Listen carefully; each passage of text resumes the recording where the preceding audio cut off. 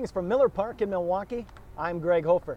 My next guest is a 2002 Rookie of the Year with the Toronto Blue Jays, a former Menasha Blue Jay, a former Arkansas Razorback, a 17th round pick of the Chicago Cubs, and he is a three-time World Series participant, twice winning the World Series. He is Eric Hinske. He's in his third year as a member of the Chicago Cubs coaching staff, his second as the assistant hitting coach.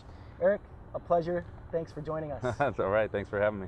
Now, There's a long list of stuff there. Long list. It's an impressive resume, and that's why we wanted to talk to you. And obviously, some great accomplishments throughout your career. And I always am fascinated by the backstory. Everybody sees what the team is doing now and that kind of stuff, but I'm always fascinated by the backstory. And growing up in Menasha, no shortage of influences. I'm wondering who had the biggest influence on you, because your brother plays for the Menasha Max. You have your dad who played till he was 43 years old on that same team. Yeah. And then your Grandpa George, actually played for the Giants. So you've got no shortage of influences in your baseball career and how you got here. That's the three right there for sure. Grandpa, Dad, brother. So George, Mark, and Ryan were obviously the three biggest influences. My grandpa being obviously the most positive. It's just wanting me to be out there, do everything the right way. Actually wanted me to take a pitch and bunt all the time, along with my dad. Then I turned out to be about 240 pounds, so I had to learn how to hit home runs. And my brother, I will give him he just beat me up my whole life. 2 years older, him and his friends really didn't take it easy on me. So I had to get tough as a young kid, and they taught me a lot about all three games: football, basketball, baseball. So that's what we did every year, all the way up.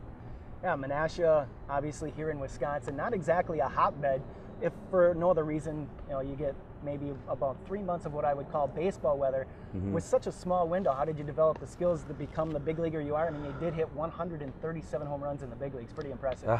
Thank you. I think it's combined with a lot of hard work that always goes into it, but I think just wanting to do it and having the frame to be able to compete with such good athletes.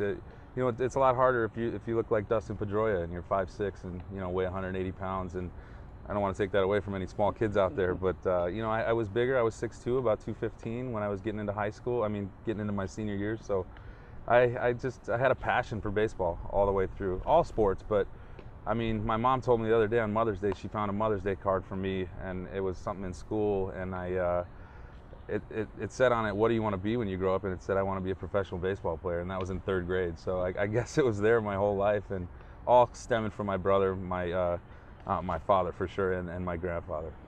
Menasha, a pretty small town, 17,000 or so folks. Mm-hmm. There was actually another big leaguer from Menasha, Dave Kozlow, played in the big leagues for 12 years, won 92 games. What are your fondest memories of playing on Kozlow Field growing up in Menasha? Yeah, that was our high school field, so every high school baseball game I played was on that field, and Legion games, every all the way through. So I remember the infield was bad.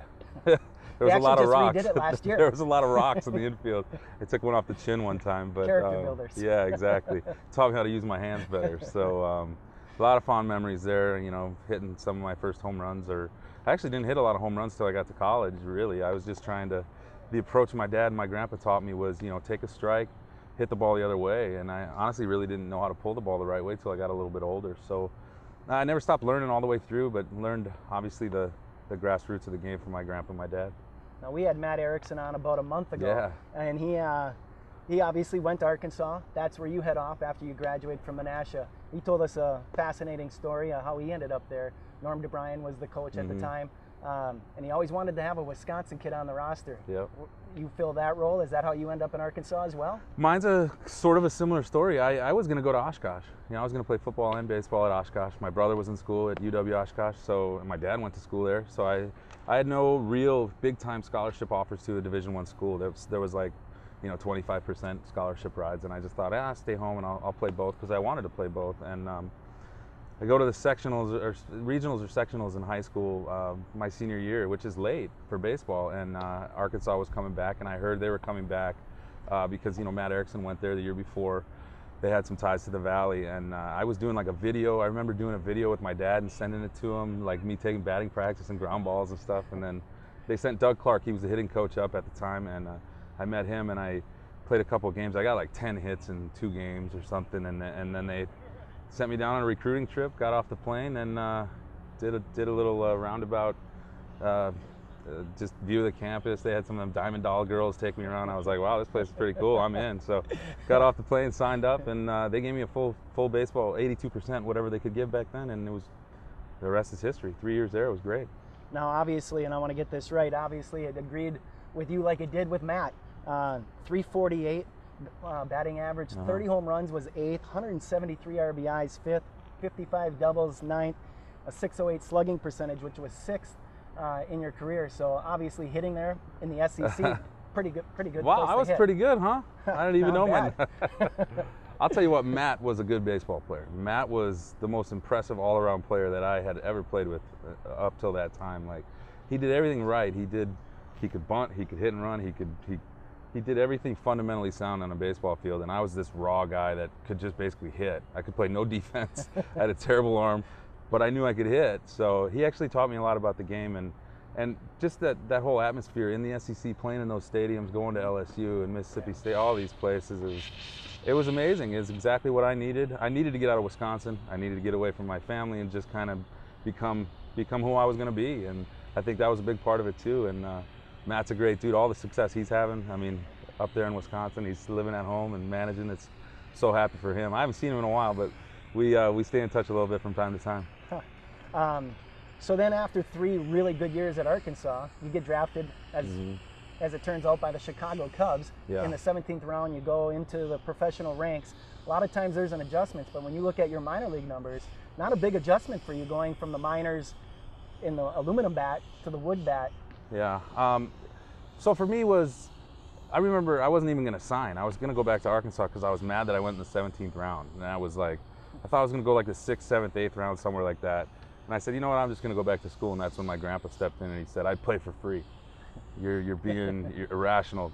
Go sign, go play. You get a year older, they'll forget about you. So I listened to his advice, and I'm off to Williamsport, Pennsylvania, in short season A-ball, and I hit well. I didn't even really think anything about it. I was just trying to, stay in the middle of the ball field. Didn't really care about the wood bat. I didn't have any fear about it, honestly. I just knew that I wanted to play baseball every day, and I just continued on and just kept going pretty much every year. I was really lucky to stay in the minor leagues for only 3 full seasons. I had a stop at a high A, a stop at Double A, and a stop in Triple A, and then the next year after a trade, I'm in the big leagues with Toronto. So it was crazy. Yeah. And before you even get to the big leagues, you get traded twice. Yes. You go from the Cubs to the A's, and then from Oakland to Toronto, where you make your big league debut. Yeah. What's it like getting traded? I mean, you had to experience it twice there. Yeah, I thought I did something wrong.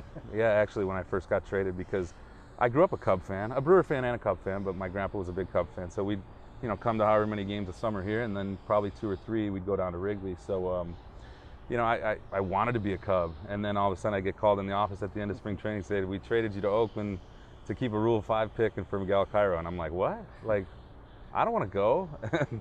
But it turned out, when you get traded, that means the other team wants you. It's a good thing to get traded in the big leagues, because the other team that's getting you is going to give you an opportunity for sure. And they did. They put me right at third base in AAA. I spent the year in Sacramento and had a good year. And like you said, I got traded again. I got traded twice in 10 months. And, actually right after my grandfather passed away in 2001, I got traded like a week later. So I was like, I thought he was kind of pulling some strings up there to get me to the big leagues. So he passed away. I got traded to Toronto, and the GM called me and said, you're going to be our everyday third baseman. So that was awesome. And it works out really well. 2002 American League Rookie of the Year with some incredible numbers. And actually, who finished 4th that year was John Lackey. So you beat out a Cub player as we speak. Yeah, I got a couple guys in there. Lackey I've faced a lot and didn't have a lot of success off so he's got that on me. But David Ross and Jason Hayward I played with for 3 years in Atlanta together. So I have some ties here and knew some of the coaches from being a minor league Cub guy stuff too. So it's a great organization. I just feel lucky to be part of what I consider the center of the baseball universe right now. So it's awesome to go to Wrigley to work every day. 12 years in the big leagues. You throughout that time, obviously 4 straight postseason appearances, 3 World Series, but you played along the way with some just iconic, transcendent Hall of Fame to be players. Let's start in 07. David Ortiz, what type of teammate was he? Do you remember? Awesome dude, nicest guy in the world. He's a big teddy bear, but when he steps in between the lines, he's a fierce competitor. So He was just ready to work every day, but wanted to have fun. Wanted you to make sure you didn't forget that, you know, this was a game on the way up. So don't take it too seriously. Make sure you have fun as well. But great guy, awesome. In 2008, you go to the World Series with the Tampa Bay Rays. Game 4, pinch hit home run. Had to be. I know you lost that game and ultimately lost the series, but it had to be a great thrill hitting a home run in a World Series. It was. Actually, I wasn't even active the series before, so I hadn't had an at-bat, and gosh, it seemed like 3 weeks. And I get in there against Joe Blanton. He throws me a fastball away, and I hit it off the bricks in center field in Philly, and I was just floating around the bases again, like what just happened? You know, like wow. You know, and then all of a sudden I had to go pinch hit again and strike out to make the last out of that World Series. But all those experiences I would never give away. They're all part of the journey, and just to even be in that situation, you got to feel lucky about. And you know, I prepared every day the same way to try to be successful, and all the failures and the successes, I got no regrets. 2009, you start with Pittsburgh, but you end up with the Yankees. You get back at the Phillies, but you know, and you end up winning that World Series. But Mariano Rivera, Derek Jeter, wearing the pinstripes. It is. It's when you get traded, when you finally get over to be a Yankee and you put the pinstripes on, there's a certain feeling you get just because of the history of the organization. You know that, you know, all the guys that put this on, or this batting box that you're stepping into, is it's hallowed ground. You know, Babe Ruth. Just, I mean, you can list them all. You know, and for me, Derek Jeter was probably the most professional guy I've ever been around. He was a dude, you know, like he wanted to talk shop when he got there. He wanted to, you know, get on guys, you know, make sure you know if you're doing something wrong, he'd let you know. But just his preparation every day, the way he went about his business, and how he was after the game as a teammate and everything was great. So, and Mariano was you know, super Christian guy, non-drinker, like real serious about his craft, and you know, I faced him probably 20 times and don't remember getting many hits. So he had that on me too. And the last year I wanted to touch on was 2010, playing for iconic manager Bobby Cox. Obviously Chipper Jones going to be in the Hall of Fame eventually here. What type of teammate? What was it like playing for Bobby Cox? Bobby was awesome. He was sort of like such a big presence in how famous he was, and he didn't have to say much to get his point across. So it was almost like, you know, you're watching The Sopranos, and he's Tony Soprano sitting there, but he didn't say much. But when he said something, you're like, whoa, Bobby's talking, you know, like.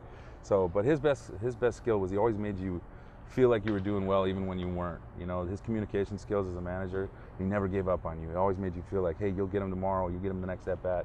He always had the right thing to say at the right time. And as far as Chipper, my locker was next to Chipper's for 3 years, and I crushed him every day I walked in the clubhouse. He was, it was one of my more fun teammates to have, and we got on each other back and forth for 3 straight years. So we still stay in touch. We're in a fantasy football league together and stuff. So it's pretty cool.